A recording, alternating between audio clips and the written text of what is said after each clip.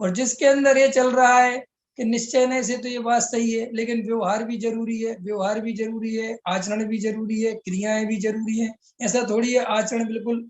देखो भाई, आप इस ट्रैक पे जा रहे हो तो आचरण बहुत जरूरी है, डरो मत। अगर आप उसको आचरण मानते हो, जिस आचरण की आप दुहाई दे रहे हो, और आप उसके बिना आपको लगता है कि धर्म छूट जाएगा, तो अभी वो आचरण पालो, कोई दिक्कत नहीं है, मुझे तो कोई दिक्कत नहीं है। क्यों? क्योंकि मैं उस आचरण के खिलाफ जाके मैं आपसे क्यों कुछ कहूं।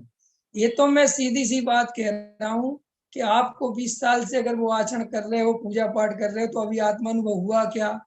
कि साहब अभी तक नहीं हुआ। तो अब ये प्रश्न है कि क्यों नहीं हुआ, इसका जवाब दो।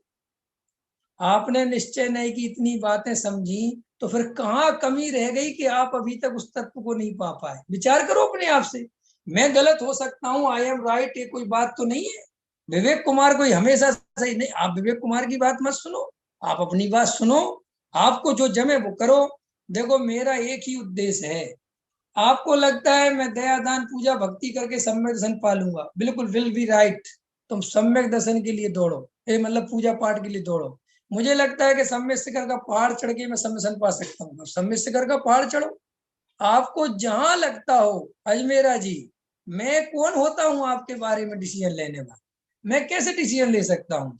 हो सकता है भाई आपको कहानी किस्सों के माध्यम से आपके भाव बहुत पकते हो, तो ठीक है, आप वो सुनो। मैं उसमें कुछ निषेध किसी चीज का नहीं है।